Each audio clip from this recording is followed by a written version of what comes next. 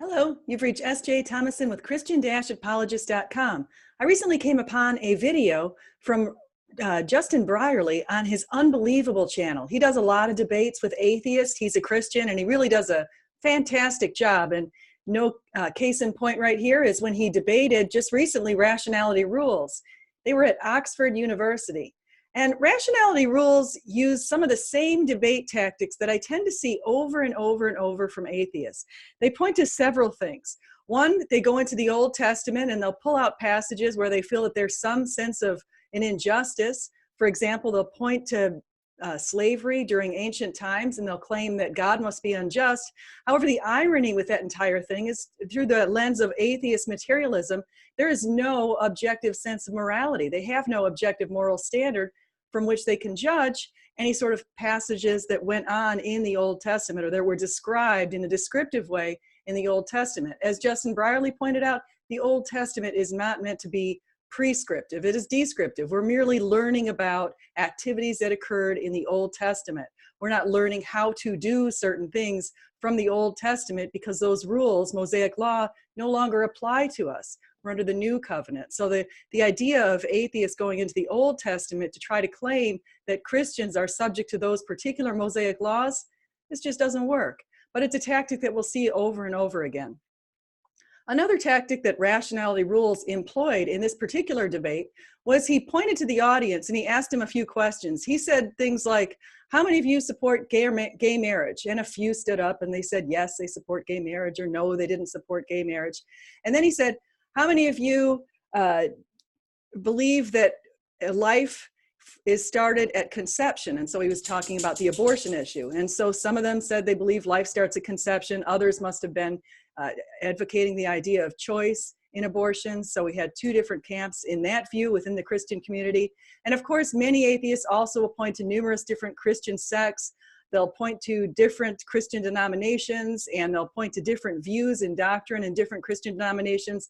For example, some of them point to the idea of Calvinism and the way that the Calvinists believe that we are theologically predetermined to make certain actions. So they'll point to that, and they'll try to say that because there are variations within the opinions of people in the Christian community, therefore there must not be God.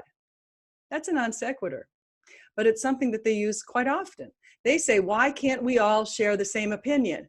Do you see the strangeness of such a question? It would be saying, why don't we all go after and support the Chicago Bears? Or why don't we all support the same political office? Or why don't we all prefer to go skiing in Aspen, Colorado over going on a vacation at the beach in Jamaica?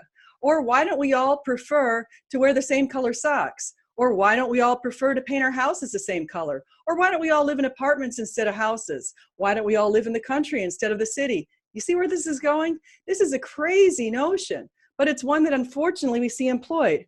And then a third tactic they try to assert is Bible contradictions. So I'm going to speak to one example of one of these tactics, and then I'm going to also discuss this whole idea that's brought up quite frequently with people like Rationality Rules or Bart Ehrman about these supposed Bible contradictions, and that this idea that there's a telephone game in the Bible and that we should not take anything that's in the New Testament to be considered reliable. So let's listen to what he has to say for the next couple of minutes. Now, to the topic at hand, is Christianity rational? The answer is that it depends on the definition in use and the specific theological claims made, as indeed was lightly covered by Justin. On the one hand, if you lower your standards of evidence to make belief in Christianity rational, you simultaneously make mutually exclusive and jointly exhaustive religions also rational, which is irrational, assuming that you accept the law of non-contradiction, which you do, or very likely, I should say. So he's claiming that making one religion rational means that we have to make all religions rational. That doesn't follow. It is, one might say, a Pyrrhic victory, a battle won, but at the cost of the war. Alternatively, if you exercise a healthy standard of evidence, as you do in your daily life on pretty much every other topic, you are left with no religion being rational. And finally, if you exercise low standards of evidence to justify Christianity and a healthy standard of evidence to justify everything else, then you are committing a special pleading fallacy and thus are being irrational. These avenues and many more, I'm sure that me and Justin will unpack over the next hour, But to spend what I'd like to do with the rest of my time here is get straight to the root. According to the Christian worldview, that is, according to the worldview of Justin and most of you here, there is a God. And this God has the most profound, important message for you and I. So profound, in fact, that there has never been a message that's been more important, and there likely never will be. What's more, this God is all-powerful, all-knowing, everywhere at once, and all-loving. That is, he's omnipotent, omnipresent, omniscient, and omnibenevolent. What this means is that this God could, by definition, click his fingers, and instantly we'd all receive this most important message, and it would, by definition, be tailored in such a way that we would all accept it in its entirety. Now, for the first premise, I would like to point the fact that we have all received the message. We all have received what they call a general revelation in God. We get that when we look outside into nature, into the heavens. We have the general revelation of God. If you compare the earth and the conditions on the earth relative to all of the other planets we know about and all of the other galaxies we know about, there are none that meet the 10 habitable zones. In fact, the closest one has 2 habitable zones. So we are in a very special situation here on the earth, and we should be appreciative.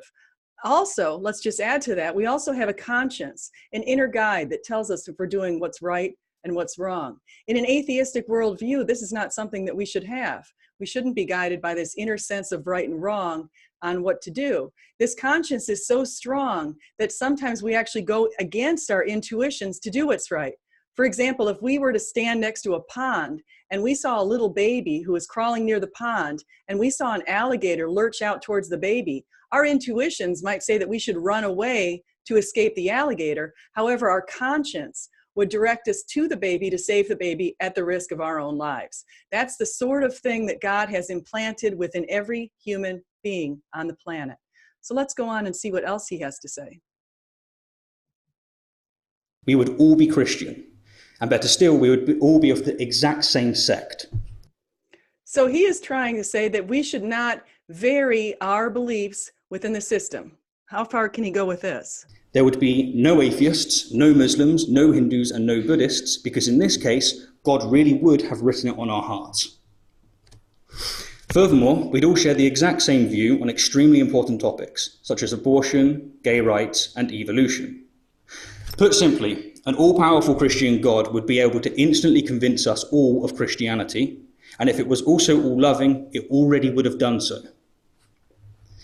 However, this God, with its divine intelligence, chose to convey this most important message, and with it the balance of eternal pleasure and eternal suffering, to a small group of people in a breathtakingly illogical, irrational way.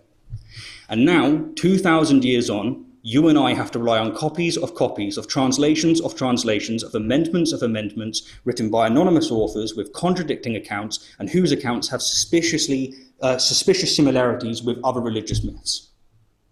And yet, this all-powerful, all-loving God expects us to accept this abysmal evidence as if it's sufficient.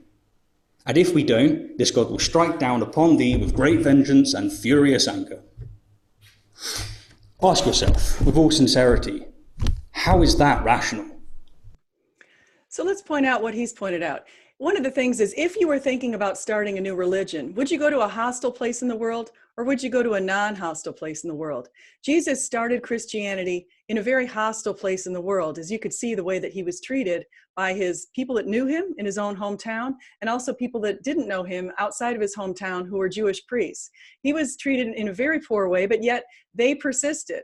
And what's truly amazing is the fact that a religion that was started by a fisherman, a tent maker, a tax collector, and a number of different people who are of low economic circumstances, somehow was able to thrive despite being heavily persecuted sporadically for the first 300 years.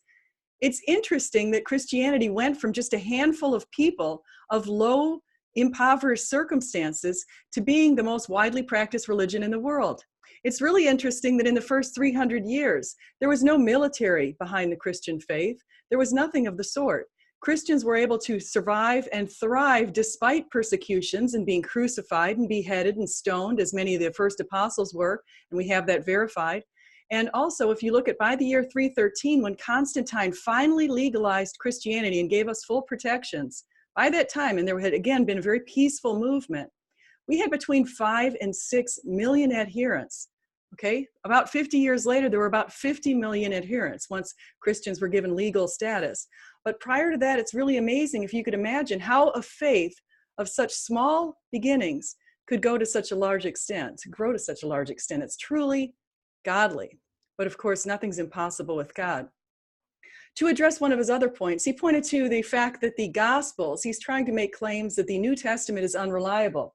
We don't even need the New Testament. We don't need one thing from the New Testament because we have extra biblical information from people like Josephus, Tacitus, Suetonius, Seneca, Paterculus, Plutarch, Pliny the Elder, Pliny the Younger, Strabo, Valerius Maximum, and others. This is outside of the Bible. Based on these sources, and also let me add on Phlegon, Lucian, Celsus, Marabar Serapion, and Thales, we know that Jesus lived during the time of Tiberius Caesar. He lived a virtuous life. He worked miracles. He had a brother named James. He was acclaimed to be the Messiah. He was crucified under Pontius Pilate. An eclipse and an earthquake occurred when he died. And I have support for that extra biblically, by the way, geologically. He was crucified on the eve of the Jewish Passover. His disciples believed he rose from the dead. They were willing to die for their belief. Christianity spread rapidly through Rome, and his disciples denied the Roman gods and worshiped Jesus as God. You have to ask yourself, what exactly was this man doing? Was he a liar? Was he a lunatic? Was he a mere legend? And if he were, we wouldn't have such growth. Or was he the Lord? Let's not come to any patronizing nonsense, as C.S. Lewis has said. Let's look to what he exactly said, and let's look to the fact that Jesus is Lord. He forgave sins. He called himself the Son of Man over 80 times in the Gospels. And you can reference that to Daniel, the book of Daniel, where it was referenced that you will see the Son of Man sitting at the right hand of the Mighty One and coming on the clouds of heaven. Consider sitting at the right hand of the Mighty One. In the Old Testament, we were never told of anyone who had the power to sit at the right hand of the Mighty One, only stand at the right hand of the Mighty One. The Son of Man coming in the clouds of heaven is a direct reference to Jesus. He referred to himself in that way when he was being persecuted by the high priests, just before they determined that he needed to be crucified based on blasphemy, based on that specific statement. Jesus made claims that he was the Lord. We have to take him seriously. Sorry, rationality rules, but I don't think it's a rational decision to not take what Jesus did very seriously. It is really a matter of life and death, and we all want life after death, an amazing life in the arms of the Savior. Thank you so much for taking your time to watch this video. Please like and subscribe, and I really hope you'll come again. I'm going to be making a lot more videos in response to different things. I've got on Friday a couple of things planned that's coming up this week, so be sure to tune in. I've also got a debate planned on Saturday between Andrew Stertelites and a person called T-Jump, who's an atheist, and Andrew Stertelites is a Christian. So I hope you'll tune in and come back. Thank you.